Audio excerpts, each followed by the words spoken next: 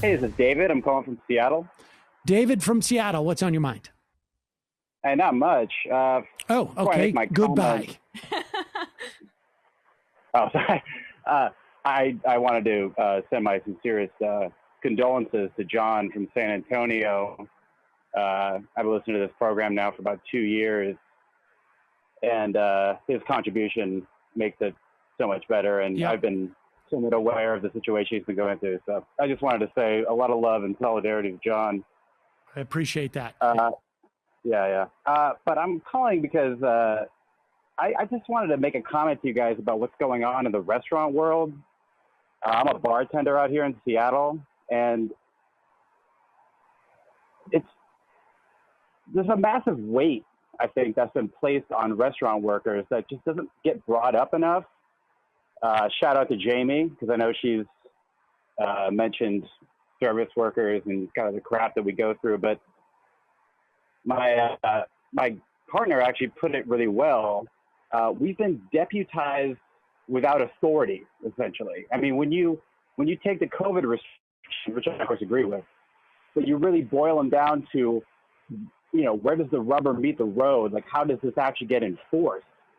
Ultimately, it's enforced by people like me, bartenders, baristas, you name it. And it's just a total lack of support for us group. And yet, we're expected to basically be the mask police. And, it's a pretty screwed up situation that I don't think I talked about enough. But you're getting paid extra for that extra job, right?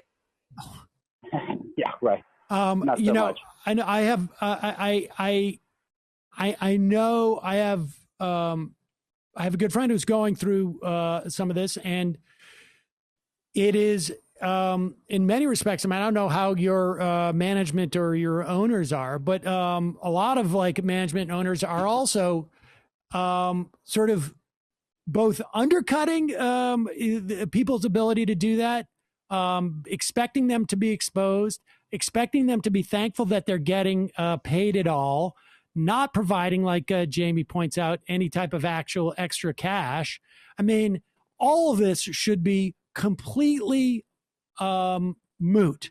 The answer should be you're getting paid by your restaurant basically an average of what you would earn on any given week.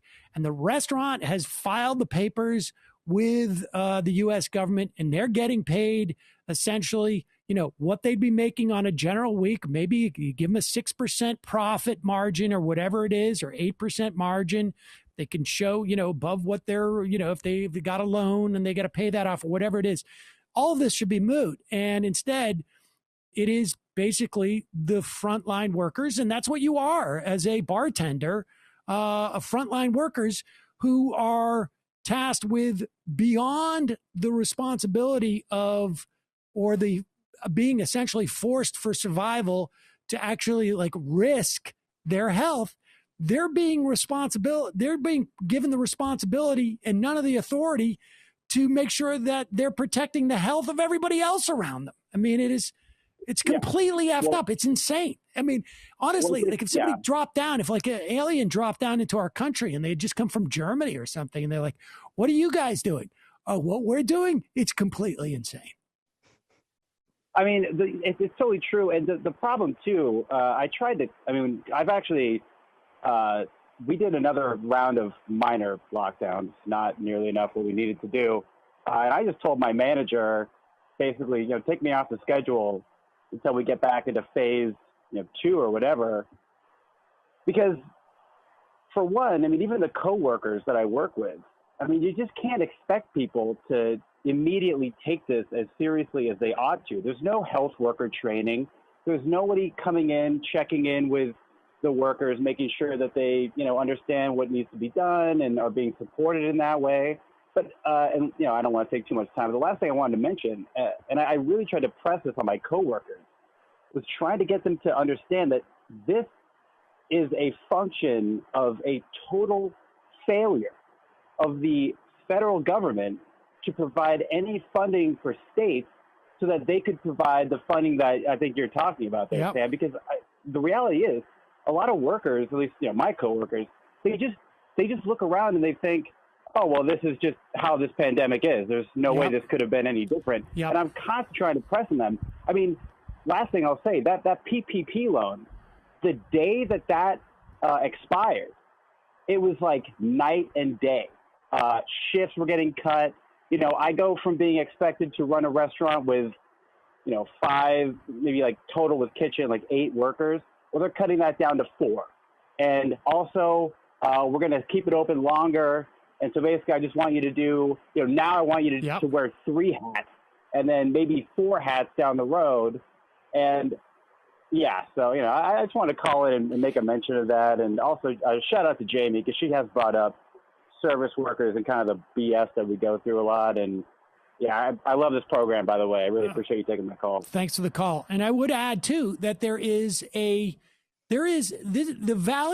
disincentive by the owners to even do like performative things that indicate to other people that they should take this seriously, right? Like, look, I wear a mask down, I'm walking down Flatbush. I don't see anybody for a block. I wear the mask because it indicates, like, just broadly speaking, other people are taking this seriously. I should take this seriously. It indicates that to that.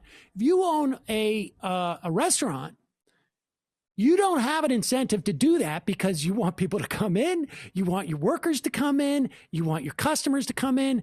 So you don't have an incentive to make it seem like it's super serious. Like, I know stories of restaurant owners.